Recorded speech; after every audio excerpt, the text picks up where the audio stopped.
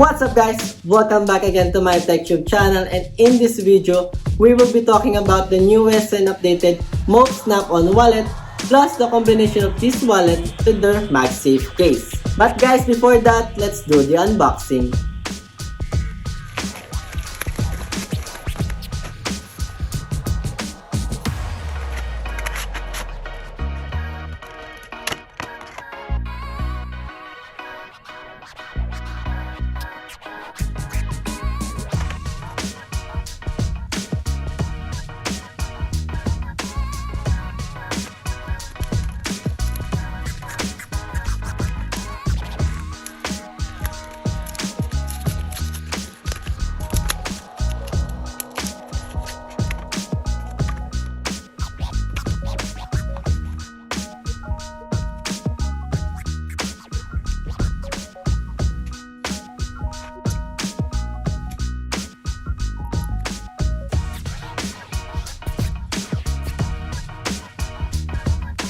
So guys, let's talk about first the case. The case has 1.5 meter drop protection, dust and anti-yellowing. So here's the case that Moft sent me for my iPhone 12 Pro Max.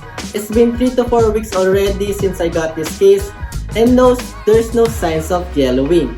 But the backplate or the white part already has some minor scratches. The camera part also, or the camera portion also has some raised edges to protect the camera bump of our phone. And also some raised edges from the skin so that when you're placing it upside down. Later guys, in this video, we will be having some magnet testing for the case, plus the cases that I got from the Apple, like the leather and the clear case. And lastly guys, the wallet.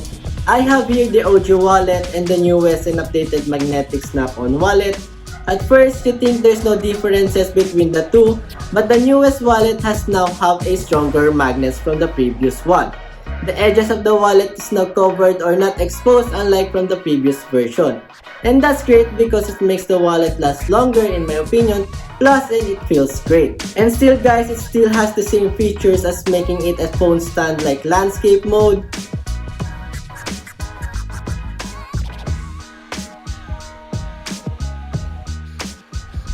portrait,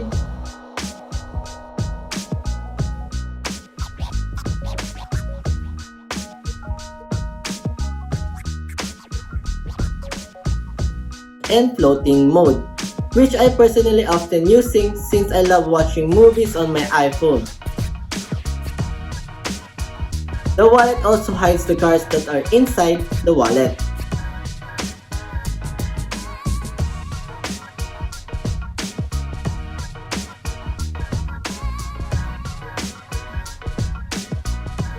And now guys, let's do some testing. So first, the Apple cases. So here's the leather case.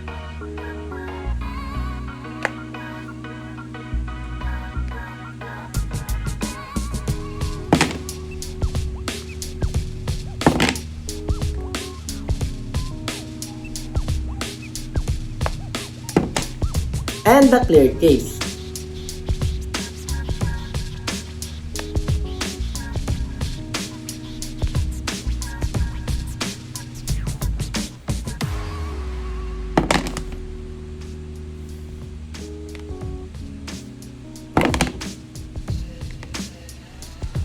As you can see, the wallet doesn't hold enough that much for the case, but still it serves its purpose. And now guys, here's the Moft case, and this is where the real thing is. Same test as the Apple cases.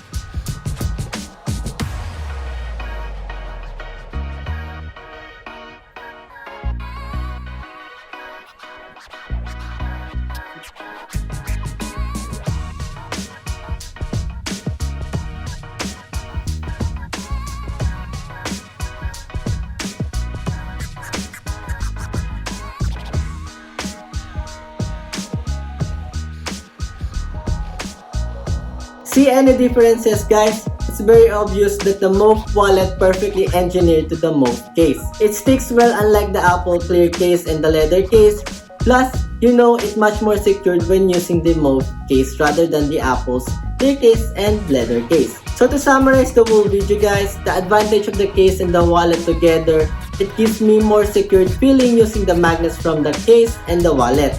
rather than the Apple's MagSafe cases. The clear case also has the best in terms of anti-yellowing because from the previous clear case that I got, in the just span of 2 weeks, the case turns yellow. The design of the case also shows the color of the phone, so that's also great.